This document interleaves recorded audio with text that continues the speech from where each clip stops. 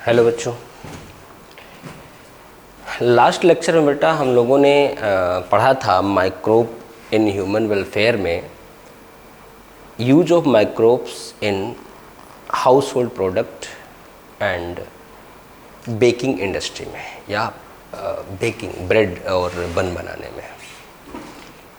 और देखा था तोड़ी बनाने में और कुकिंग के डिफरेंट टाइप के फूड बनाने में, से इडली, डोसा, उपमा, ये सारी चीज़। और आज हम लोग जो करेंगे वो करेंगे इंडस्ट्रियल यूज़। इंडस्ट्री में किस किस इंडस्ट्री में हम माइक्रोब को यूज़ करते हैं, बड़े स्केल में चीज़ें बनाते हैं। तो सबसे पहले हम बात करेंगे इन प्रोडक्शन ऑफ एल्कोहल या एल्कोहल इंडस्ट्री, बीवरेज इंडस्ट्री। ठीक, यूज इन एल्कोहल देखेंगे। Use in production of alcohol, use in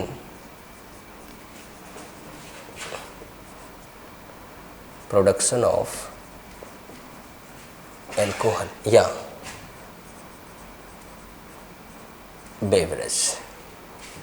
ठीक, बेटा बता दें, एल्कोहल इंडस्ट्री में, बेवरेज इंडस्ट्री में बेसिकली जो माइक्रोब यूज होता है उसका नाम है ईस्ट। क्या यूज होता है?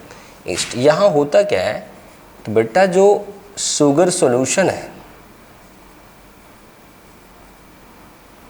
शुगर सॉल्यूशन है, इस शुगर सॉल्यूशन पर अगर हम ईस्ट डालें, क्या डालें? ईस्ट डालें, तो हमें जो मिलेगा वो क्या मिलेगा? Alcohol, C2H5OH। और साथ में आपको पता है +1 में पढ़ा होगा कि फर्मेंटेशन होगा, एनारोबिक रिस्पिरेशन होगा, कार्बन डाइऑक्साइड, एक ग्लूकोज से 2 C2H5OH 2 CO2 मिलता है। ये आपको पढ़ाया जा चुका है। मतलब ये कंडीशन होगी। बेटा ध्यान देना, एक बात और आपको बताया जा चुका है, अगर सॉल्यूशन में एल्कोहल की मात्रा 13% हो गई तो that is toxic for east. वो ईस्ट के लिए क्या होता है? टॉक्सिक होता है। तब उसके बाद ईस्ट काम करना बंद कर देगा।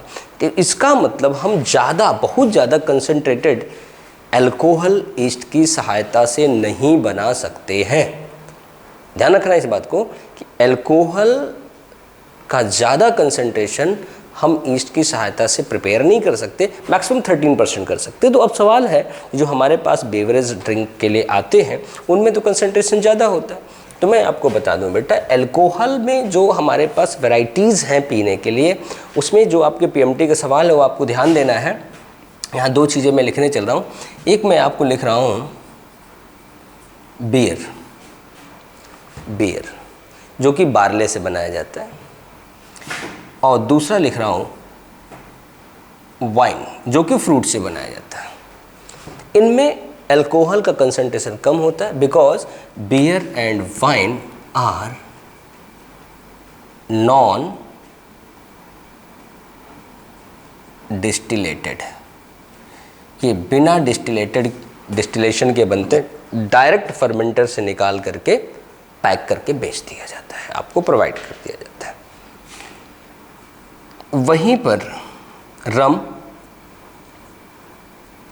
Brandy and whisky are डिस्टिलेटेड। ये डिस्टिलेशन से बनता है। इसमें, इनमें क्या होता है? कंसंट्रेशन ज़्यादा होता है। ये आपके 2 सवाल फिक्ट हैं कि आते ही आते हैं। लेकिन बेटा एनसीईआरटी में इनके आगे कुछ भी नहीं दिया, लेकिन आपको एक एडिशनल बात बताने चल रहा हूँ। आजकल हम एक जेल मेथड यूज़ करते हैं, जेल मेथड यूज़ करते हैं यहाँ पर ज़्यादा से ज़्यादा एल्कोहल बनाने में। कैसे? बेटा जो हमारे बड़े बड़े स्टील के फर्मेंटर होते हैं, जिनमें हम क्या करते थे? शुगर डाल देते थे। अब पूरा शुगर भरा, एल्कोहल बन गया, तो इसको पूरा उड़ेल लिया, निकाल लिया, एक बैच तैयार। इसे कहते हैं बैच प्रोसेस। अब हमारे पास एक कॉन्टिन्यूअस प्रोसेस, उसमें हम पूरा उड़ेलते नहीं हैं, उसमें उड़ेलते नहीं। हम इसमें क्या करते हैं कि इनकी दीवारों पे जेल लगा करके इनमें ईस्ट डाल देते हैं। ईस्ट डाल दिया। अब इनमें ईस्ट हमारा ख़राब नहीं होता है। इसमें क्या हुआ कि शुगर भरा हुआ है, तैयार हो गया, यहाँ से हमने टैप खोला, निकाल लिया, ऊपर से फिर शुगर डाल दिया, फिर हो गया। तो बेटा जो जेल मेथड है इसे कहीं कहीं लिखा रहता है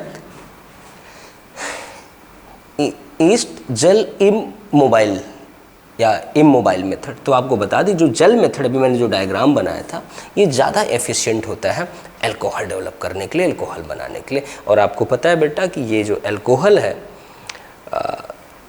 हमारे हेल्थ के लिए बहुत ज़्यादा अगर लिया जाए तो हार्मफुल होता है।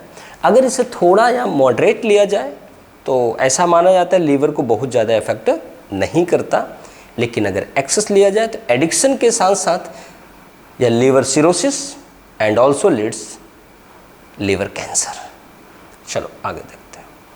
बेटा आपको इस पे सब्जेक्ट पे नहीं जाना है कि ये किन से बनते हैं, जैसे बियर बार्ले से बनता है, वाइन फ्रूट से बनता है, रम मोलाजिस से बनता है गन्ना के, ठीक, तो वोदका बनता है एक अलग चीज़ से, तो हमारे पास राइस से, पोटैटो से, सबसे अलग अलग चीज़ बनती है। आपको ये सब्जेक्ट नहीं है कि किससे बनता है, आपको बस इतना जानना है अल्कोहल किससे बनाया जाता है, इससे बनाया जाता है सैक्रोमाइसिस सेरेवेसी से।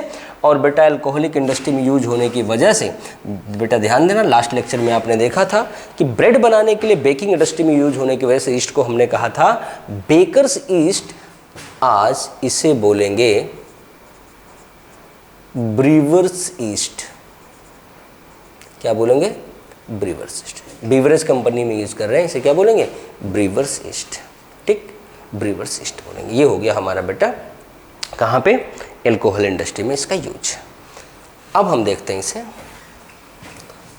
एंटीबायोटिक, यूज इन एंटीबायोटिक या use as source of antibiotic.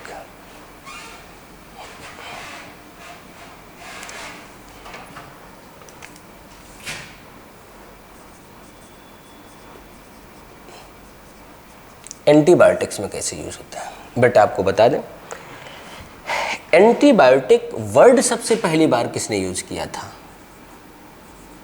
Word या term was first used by, ये सबको पता है कि first discovered by Alexander Fleming, but term first used by Waksman, WAKSMAN, Waksman. चलो बेटा, antibiotic first observed by, not discovered by, observed by because it was serendipity, first observed by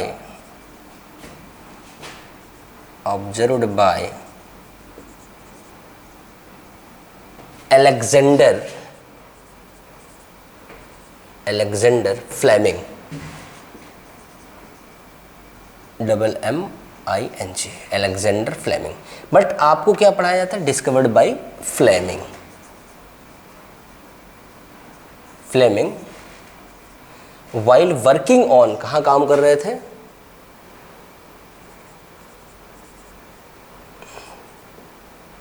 working on staphylococcus bacteria, staphylococcus bacteria.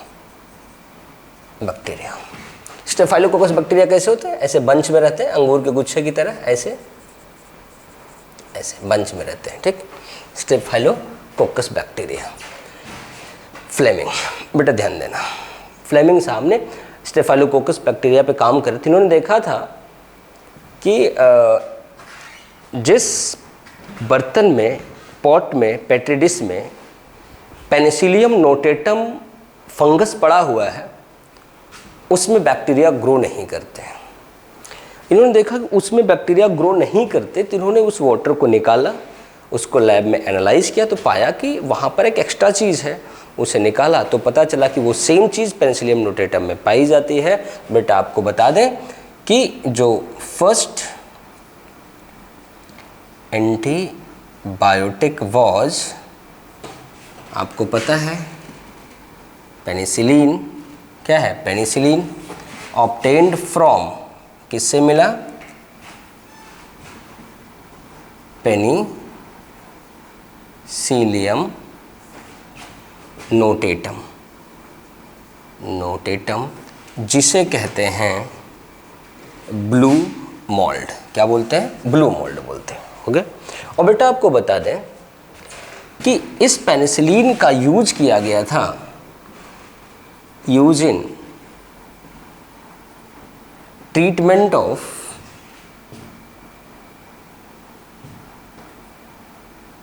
घावों का use किया गया था, घावों के treatment में यूज किया था, जो कि सैनिकों में आए थे during second world war second world war में अमेरिकन फौजियों के घाव ठीक करने में यूज हुआ था।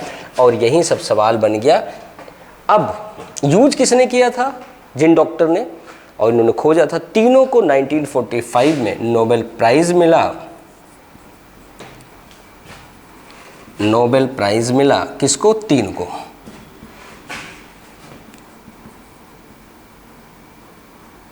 Fleming, chain and flori,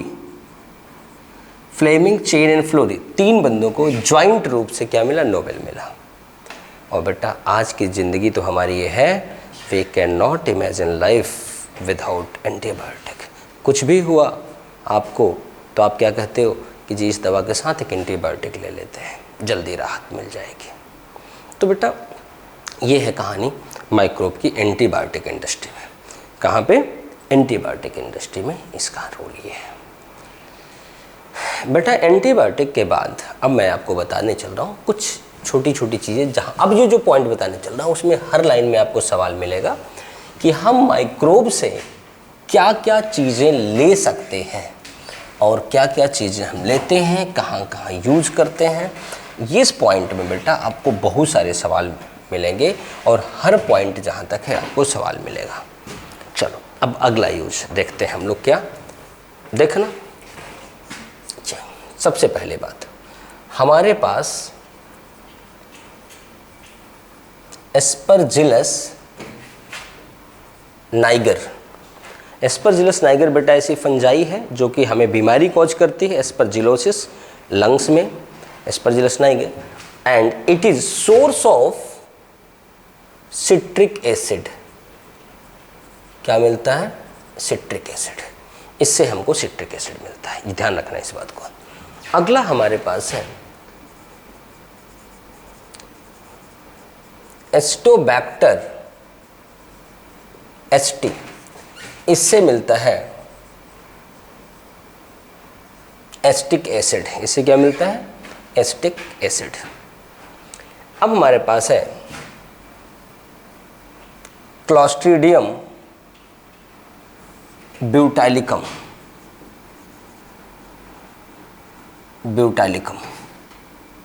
Clostridium butylicum,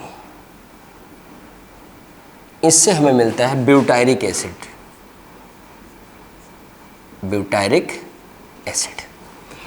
इससे मिलता है ब्यूटायरिक एसिड। बेटा ध्यान देना। लैक्टोबैसिलस, इससे हमें मिलता है लैक्टिक एसिड, हो गया बेटा, इससे क्या मिलता है, लैक्टिक एसिड। इसके अलावा बेटा आपको अब चीज़ें देखिए क्या क्या मिलेगा, अगला पॉइंट। अब मैं आपको बताने चल रहा हूँ कि हमें एक फंगस है, उसका नाम है, सुनो बेटा, उस फंगस से जो हमें मिलता है वो मिलता है इम्यून सप्रेशर। क्या मिलता है, इम्यून सप्रेशर, और उस सप्रेशर का नाम है साइक्लोस्पोरिन ए। ये आपको +1 में टिश्यू पढ़ाते समय या सेल वॉल क्लास में बताया गया होगा कि हमारे पास एक फंगस है, उसका नाम है trichoderma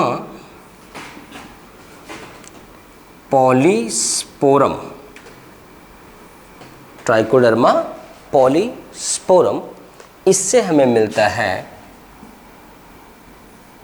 cyclosporin A, that is immune suppressor. Immune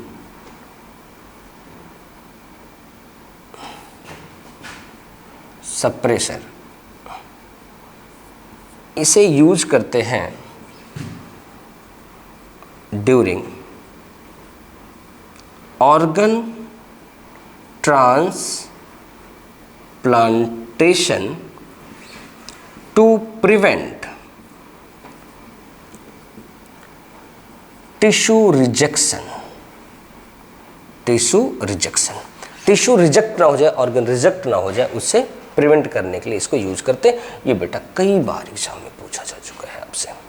अब अगली चीज, अगला मैं लिख रहा हूं बेटा स्ट्रेप्टोकाइनेज। स्ट्रेप्टोकाइनेज एक एंजाइम है। चलो हम यहां उसका पहले सोर्स लिखते हैं, इधर मैंने सोर्स लिख रखा है। मैं लिख रहा हूं स्ट्रेप्टोकोकस बैक्टीरिया है बेटा। It is source of streptokinase. Streptokinase को अब हम लोग मॉडिफाई करते हैं बाय जेनेटिक इंजीनियरिंग। उससे बाद इसको यूज करते हैं, use as clot buster. Use as clot buster. बेटा ध्यान देना, ये क्लॉट बस्टर के रूप में यूज करते हैं। क्लॉट बस्टर क्या है? क्लॉट बस्टर हेल्प करता है removal of blood clotting inside the blood vessel. और इसको ऐसे पेशेंट में देते हैं जो मायोकार्डियल के पेशेंट है, मायोकार्डियल सर्जरी हो चुकी है, तो उनको यूज करते हैं, हेल्प करते हैं। Use in removal of blood thrombus या क्लॉट इन वेसल।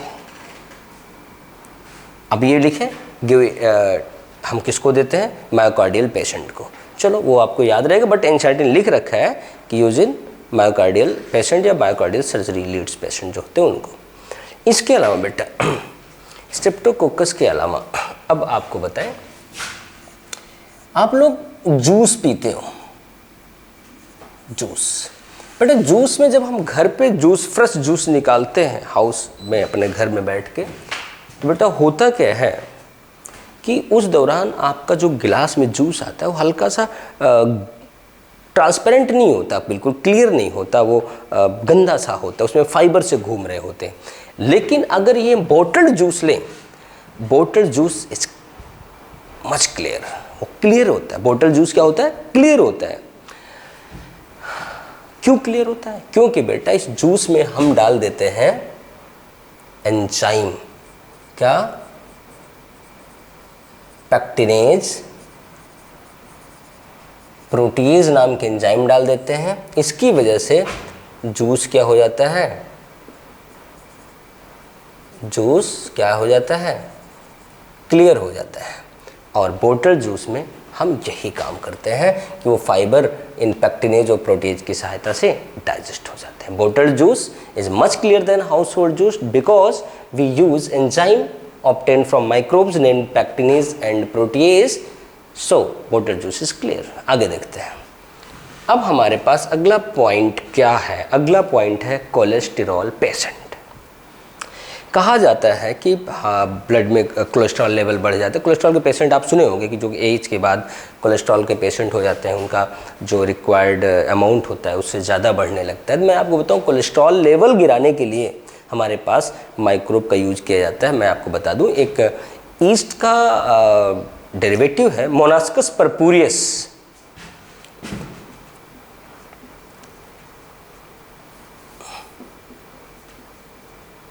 मोनास्कस परपुरियस ये है स्ट्रेन ऑफ ईस्ट यूज किया जाता है lowering of cholesterol level in blood, blood में कोलेस्ट्रॉल लेवल कम करने के लिए मोनास्कस परप्यूरिस यूज किया जाता है। हो गया। अब एक चीज़ और है बेटा, हम माइक्रोब से निकालते हैं एंजाइम लाइपेज, एंजाइम लाइपेज, इसको यूज करते हैं, use in removal of oil और फैट स्टेन फ्रॉम लॉन्ड्री, मतलब क्लॉथ।